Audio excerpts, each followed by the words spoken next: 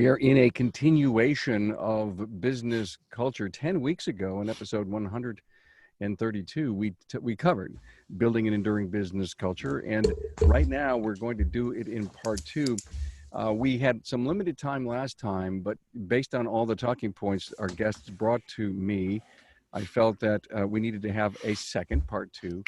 And actually, truthfully, culture is such a big topic that we almost can't cover it enough. And I know, Cecil, you have a class just on building an enduring business culture. Am I right? Yeah, because I think that culture is the most important thing. That your culture creates your result. How your people think about your company, how how they relate to your company, how they feel about all of things, and whether or not they can actually make decisions on their own. I think we have a lot of broken culture in small business. I don't think it's just in the automotive industry, but in small business. With you. Yeah, you're right. Well, welcome, Bob Greenwood, Automotive Aftermarket E-Learning Center, Cecil Bullard, who was just with us here speaking his piece from the Institute for Automotive Business Excellence, and Rick White, 180 Biz. Rick and I, just a few weeks ago, were on a panel together. Yes. That was so much fun. By the way, that'll come out as a podcast episode soon. You did a great job, by the way. Thank you. Brenda, all of Brenda's filters stayed in place. Yeah, very good. Hey, I want to thank Jasper. In addition to the strict quality remanufacturing steps they take at Jasper, they can actually improve a drivetrain's component's original design so that it runs longer and better than when it was new. Check out their featured engine and transmission pages at jasperengines.com. Okay, like Cecil was saying, it's one of the hottest topics out of the mouths and minds of leaders these days, building a great organizational culture. The longer organizations look for a competitive advantage and a sustainable way to grow their organizations, the more they look inside into culture. Now, in this part two, as I was mentioning, I want to kind of dive a little deeper. I'd like to talk about, guys, I know that we've got some talking points out there, but how do you create a career culture, the power of trust in your team, how to change a broken culture, which I think could be a really deep subject here for us. How do we actually change a broken culture? The biggest move you can make to move the culture forward and take our people on a culture journey. So those are my, if you will, I'd love to have those as takeaways for this episode. But let's start, Rick, I want to start with you. On the panel that we were on a few weeks ago, we kind of got into technician pay and benefits. Mm-hmm. And I do believe you started out by saying, it's got to be about culture. Absolutely. If you want to be able to attract the best help, you want to be profitable and keep it for a long period of time, you have to have it so that you're attracting the best help. You can't chase people anymore. And it's all about the environment that you're going to create where people are going to be allowed to flourish, where they can feel safe, and honestly, where they're allowed to make mistakes. That's really important. We want perfection, but we got to understand that perfection is actually the lowest standard we can set for ourselves, because we all understand that perfection is not attainable, and all it does is allow us to kick ourselves and everybody else around us. What we need to do is shoot for our best. You're going to do that with a culture of constant growth, right? A continuous improvement mentality, and getting it so that you have a place where people are knocking on your door saying, man, I want to work here. And it doesn't mean, you don't have to have foosball tables and, all these, things like that. But you've got to have a culture where these people can grow and thrive. It doesn't have to be Apple or Google. Right. You're going to look at Apple and Google are already taken. You need to be you. But you got to be an authentic you. And I think that's a really important part of it. Well, that was big and powerful. The authentic you. Yes. So somewhere deep inside of me, there's an authentic me. There is, if you'll let him out. I'm not sure the perfect me is the perfect person to be out there all the time. In your case, we know that. Oh God, yeah. Nah, we didn't say perfect. Well, we didn't say perfect, Cecil. We said authentic.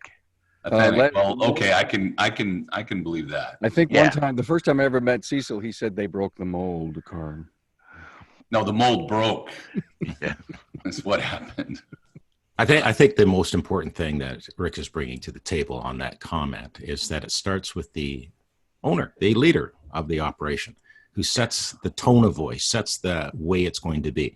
And I'd like to throw out the word standards. And a great culture has great standards.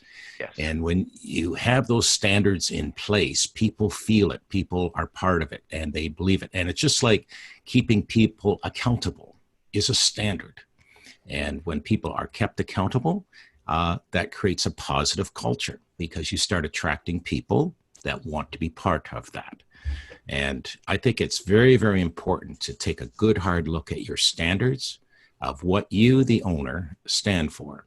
And Rick is right. It's inside of you, but you've got to pull it out. And so Bob, it's a hidden strength. And how do we get it out? How do we discover it? I think more important is that you talk to your peers around you about it as well. Your personal coach, that would be a mission of any personal coach, is to bring out your best in you. And I've been through that with a client, and I just watched her go through a metamorphosis over a year and a half. It was just amazing. But she finally believed in herself, and she went through it and changed things in her operation. And the operation is just moving forward beautifully. I saw Rick and Cecil shake their head there. Bring us that experience. I want to walk one step backwards. You know, Bob said standards and holding people accountable.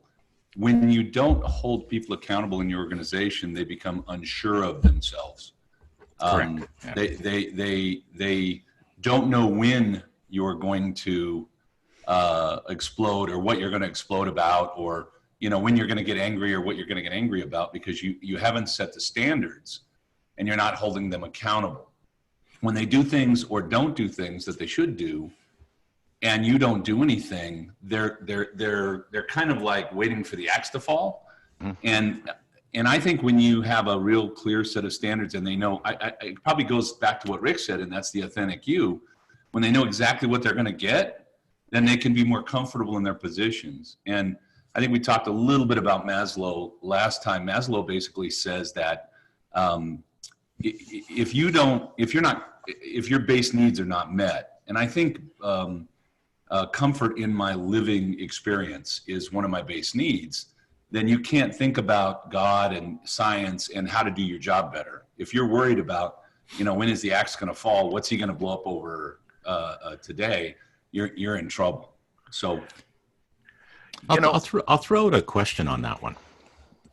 If an owner or even a great staff member actually look themselves in the mirror and ask this question: What are my hidden strengths that even I don't even talk about, but they're there within me?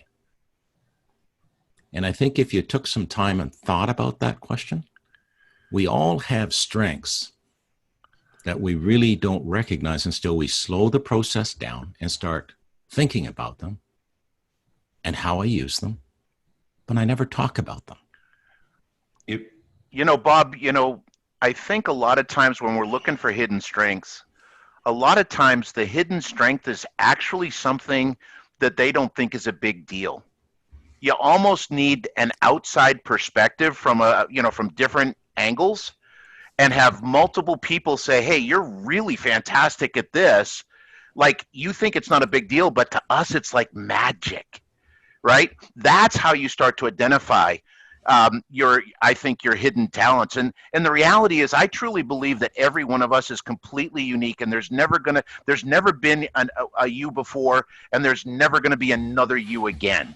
And we spend all this time trying to conform and be part of the herd, when years ago that made sense for survival. Today it's the opposite.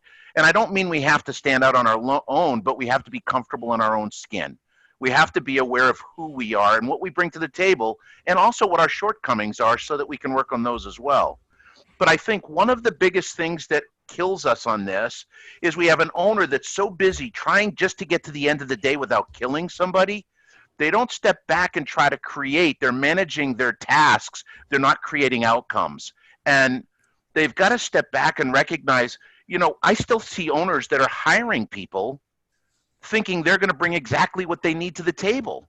And it's never, ever going to happen. I think it's an interesting concept, this idea of knowing exactly what your talents are and understanding. We spend a lot of time in our company discussing who we want to be.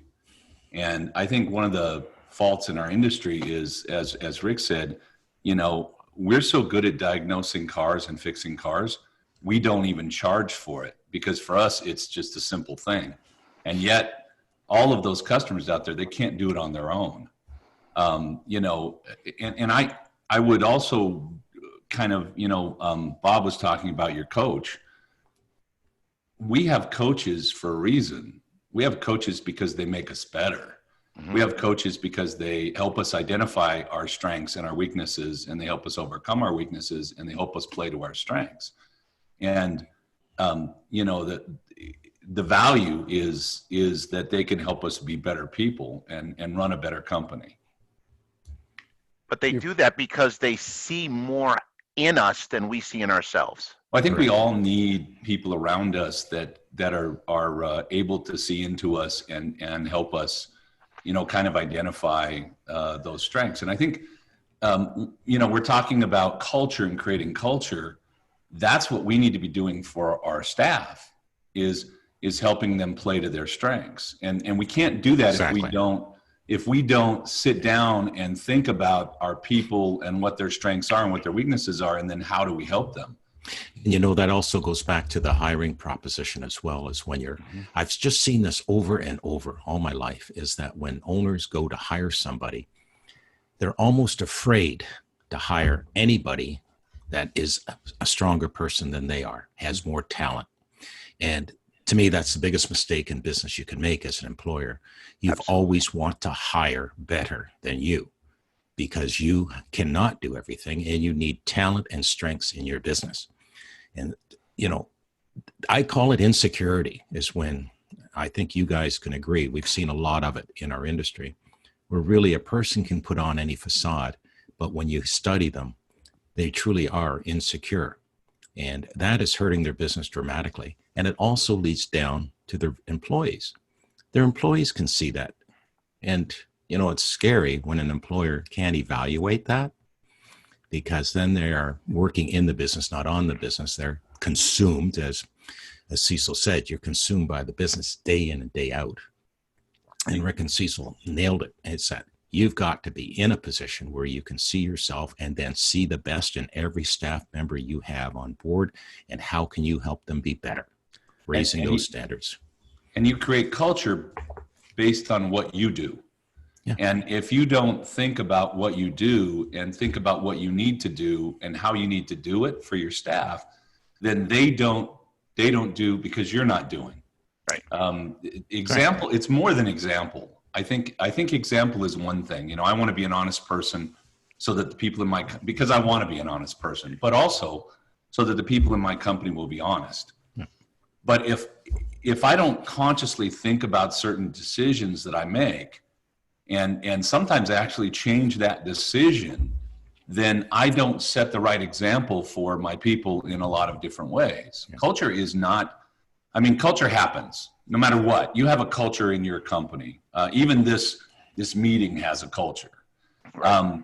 But if you think seriously about your culture, and if you work with your people on that culture, developing the culture that you want, then you're much more likely to have the culture that you want and need for your company. If you don't, it's interesting. I don't want the strongest person if my culture is going to develop organically, because the strongest person, someone that's stronger than me, will take my company sideways.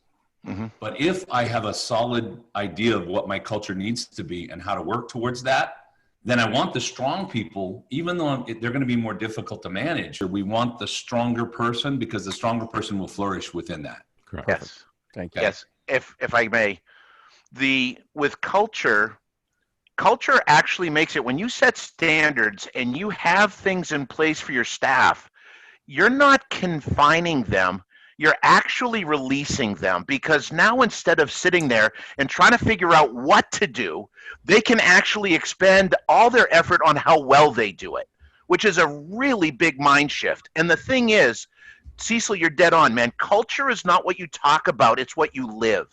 You know, I have 4 daughters, okay? And when my girls were growing up, I told them something. I said, listen, boys are going to confuse you. And there's going to be times when what they say is not the same thing as what they do. And when you're confused, always look at what they do. That's who they are. What they say is either what they think you want to hear, or that's who they're trying to be. But what they do, that's who they are. Yeah. You pay attention to that. Three words. That's 3 words. Behavior never lies. Amen. Within our businesses, it is obviously our families are super important, and we want to act in a very specific way there. In our businesses, it's no different. If I'm acting contrary to what I want to create within my business, it doesn't matter that I've got bad habits. It doesn't matter that I'm having a bad day. What matters is what I do, because that's what my people are watching, and that's what my people are going to pick up, and that's what's going to create the culture within my business. Right. Okay, guys, so I'm listening and I'm absorbing this, and I am 100% on board. So I think I know what my strengths are, but how can I find out? How do I find out the tendencies of my people? And, you know, I'm kind of leaning you guys in a direction. You've probably heard me speak in the past about taking the Clifton's Strengths Finder 2.0 test, and me totally disagreeing with it until I became a podcaster. And then I opened it up and realized, oh my God, this was my destiny, because my top 5 strengths lend itself to exactly what I'm doing right now. I mean, it's like, I wish I would have discovered that 30 years ago, but podcasts weren't on then. Or the kind of style of education and interviewing skills that I have. So I recommend Clifton Strengths Finders 2.0. You buy the book, you take the test, it'll open up your world. You should do it for your people. And what about DISC tests? Will that help? Yeah, I love DISC. I love DISC tests. Absolutely love them. I recently just did one on myself, and I read the 2 pages that come out after doing the test, which is really, it's not a test, it's an assessment. Yeah. And you know, like I said, the only test I've ever failed is a personality test, right? So it's one of those things where it really helps you get inside their head and how to best connect and talk with them. But gifts aren't going to be learned there. I think that's going to give you behavioral tendencies. Right. I think the gifts are found in observation.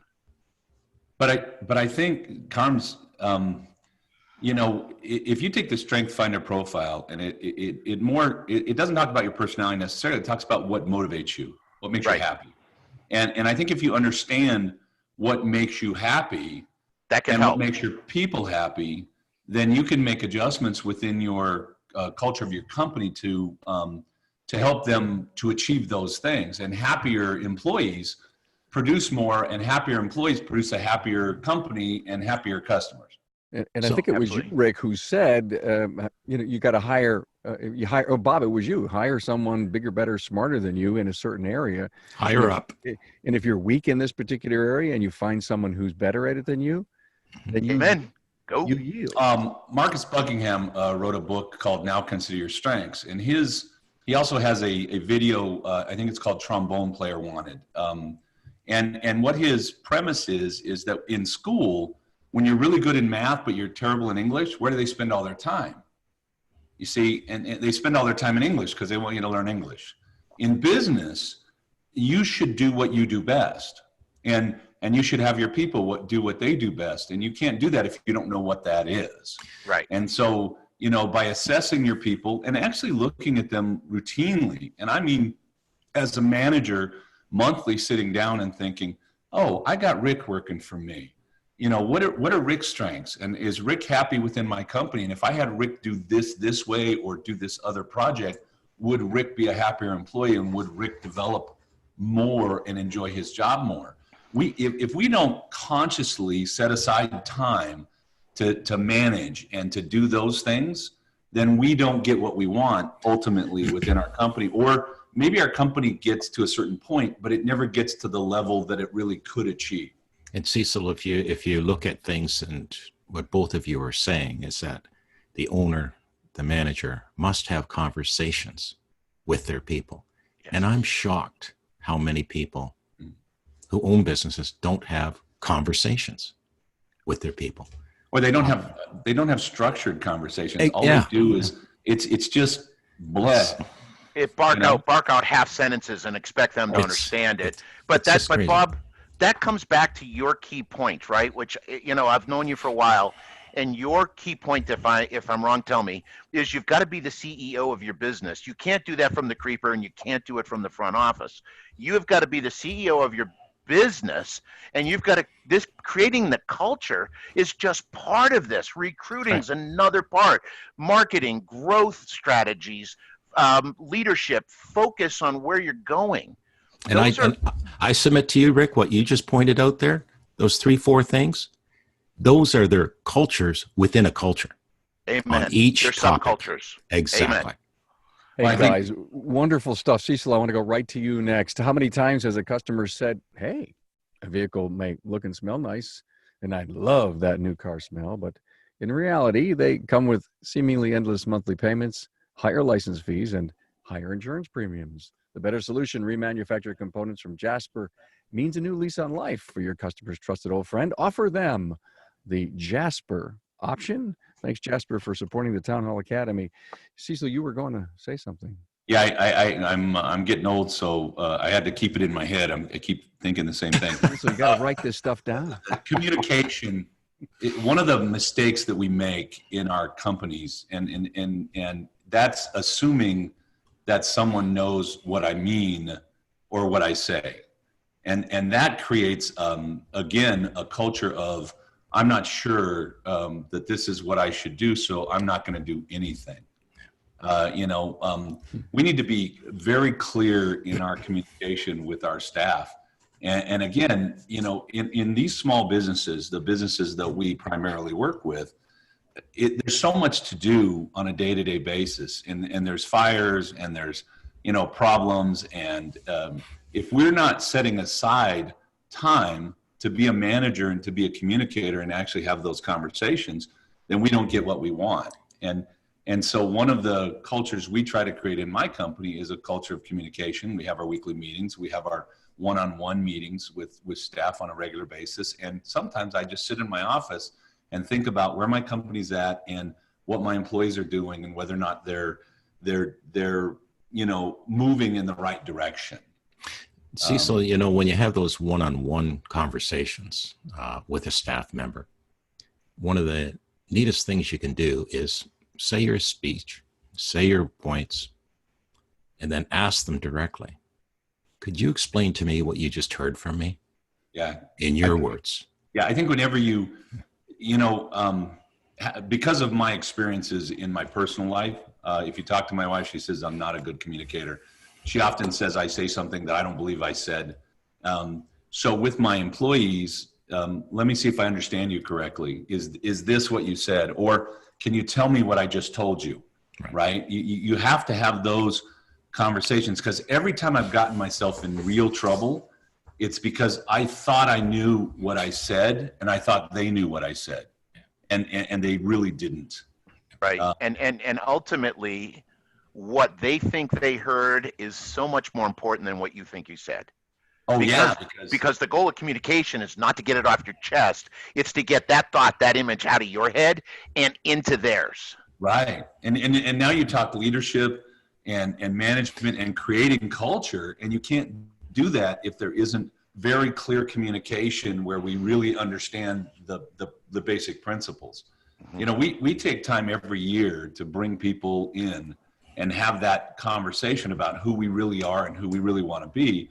And is that reflective within what we do in our company? If we're not, we'll never, we struggle anyway to create the right culture and always be on the right track. In fact, I'd tell you probably at least half the time we're not on the right track. But if we're not having those conversations and really truly getting to the meat of it, then we'll never be on the right track. And when you have those conversations, Cecil, you're absolutely right. When you have those conversations and you've put that picture, Rick, in their head, is that now that culture can only be built if you hold people accountable to what you had talked about. Yes. And that walks backward, because if they don't trust you because you're not holding them accountable for the things that you say, Yeah. or you're jumping into areas that you didn't create rules, then they won't be open with you in that conversation. I really did want to move into this trust thing right now, Cecil. I'm Right. really glad you brought it up. And Bob, you know, here you're saying, listen, it's all in your behavior. And if they can't trust your behavior, then you have no culture. But you know what the problem with that is, Carm? We have what I call the accountability mirror. In other words, Carm, if you ask me to do something, you're going to hold me accountable to my actions. But see, what happens when we're psychologically, what happens when we're talking to ourselves, we don't hold ourselves accountable to our actions. We hold ourselves accountable to our intentions. So I can be thinking, well, I meant to put this whiteboard up in the shop today, but I didn't get it, but it's okay because I thought about it and I'll do it tomorrow. And it creates this disparity in accountability in the business. And that's a big part of it. You know, if you want trust in your business, you have to be trustworthy first. That's where trust comes, is when you're open and transparent, you admit your mistakes, you let them know that you're on a journey too, that you're working on these things, but then you raise the standard for yourself, right? Because the standard isn't what you talk about. The standard is what you tolerate. The standard is what you live. That's the standard. Well, when we're teaching culture, I think there are 4 really important principles, and one of them is what you live, what you do, because and where you and a second one is where you put your attention. If I'm focused on finding blame and finding fault and recognizing everything that goes wrong in the business, then that's what my people are focused on. Staying out of trouble. Yeah, I want to focus on growth and invention and ingenuity and productivity. And if I can focus on those things and you know, hold people accountable for them. Obviously, there has to be some kind of a consequence when people aren't doing the right thing, but it doesn't have to be terrible. And I think that's one of the problems we have with creating culture in our businesses, is we think that discipline is a bad word, and discipline is, well, I'm going to fire the guy, or I'm not, or I have to be happy with him. I'm not always happy with myself, and I can't fire myself, let alone I'm not always happy with my staff. Sometimes we have to have a hard conversation, and there has to be, you know, I have to be upset, and they have to go, okay, he's legitimately upset because I didn't do what I said I would do. Now I have to do what I said I would do. Right. It But doesn't have to be termination. But go ahead, Bob. Do you want to say something? No, I was going to give an example. Go ahead, Rick. But And I'll come in Cecil, after you. I think we want to have a little bit of clarification. When I'm teaching somebody how to do something, right, or they're learning something, I've got to give them room to make mistakes, because that's how we learn. That's not where the discipline comes in. When somebody makes a mistake the first time, it's a mistake. The second time they do it, it's a choice. Right? And that's where the discipline and the conversations start, so that we can nudge them back. But we've got to create an environment where it's safe for people to fall down, because that's the only way we learn as human beings. We don't grow on you know, our failures. We got to learn from our failures and grow from success. But we've got to learn from our failures. I teach that mistakes have to be okay. And in Right. fact, we really don't care about mistakes. What we care about are pattern failures. And if we're not doing routine quality control on, you know, our work orders, on how our cars are inspected, on how cars are being repaired, routine QC, we're going to look at the mistake and jump in the wrong place. And the mistake is a mistake. Learn from it, get better. When you do it 2 times, 3 times, 4 times, that's a pattern, and patterns have to be recognized, and patterns have to be dealt with. Amen. And use the word, Cecil, standard. It's still a standard of how you do things. Yes. And that's why accountability has to be in place. And I'll give you this is a ridiculous example, but it does make a point. Is that a year ago, I was approached in class, and it was after class, and it was by the sponsor of the class. And he said to me, he says, geez, Bob, you know, don't you think it's time to tone it down? I said, tone what down? He says, the way you dress. You're always in a tie. You're always in a sports jacket or suit. Don't you think you should tone it down? You look at the rest of the industry. I said, I had to say it very bluntly. I said, that is a standard with me. And that is out of respect of the people I am in front of. And that is a standard. And he said, oh, okay, I get it. He says, but you know what? Once in a while, I'll take off my tie. And, but I'll still have a dress shirt on. But he says, yeah, I get where you're coming from. Sharpest dressed guy in the industry. Hey, you know something? But here's the cool thing about it, right? Because, and this is the cool thing about individuality. I don't have to try to be like Bob, and Bob doesn't have to try to be like me. I respect the heck out of Bob and Cecil, but I also recognize, appreciate the differences we bring to the table, the uniqueness we bring to the table, and I think we all do. Absolutely. And Rick, you and I have had some good one-on-one conversations when we find ourselves at the same event. We get aside for a half hour, 45 minutes. We have some great conversations, and you're absolutely right. Every one of us here brings something to the table. And it would be so interesting for the three of us to coach the same person. That'd be fun. It would be. They need therapy.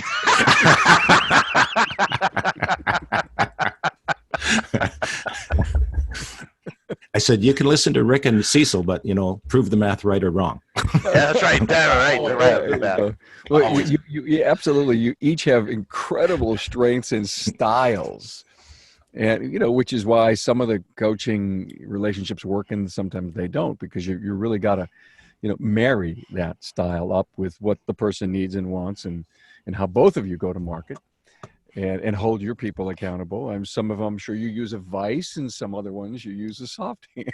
It's just how it works. And I think how cool it is. I just had a thought of how the relationship with your coach works is how you could literally work with your team and build your culture and become a better leader. One of the thoughts that I had here, and I continue to think, well, we have had a great discussion here for about 35 minutes, and I'm sitting at the other end of this listening and saying, God, I don't have a beautiful place. It's kind of run down. We're slowly fixing it. I don't think I have the environment to build a good culture. Well, you just said it, though. At least you admitted it. You're fixing it. You're working on fixing it. And it doesn't happen overnight. It doesn't. And I'm confident Rick and Cecil do the same thing. When you're working with a client, you're also working with their team. And you have conversations as an entire group.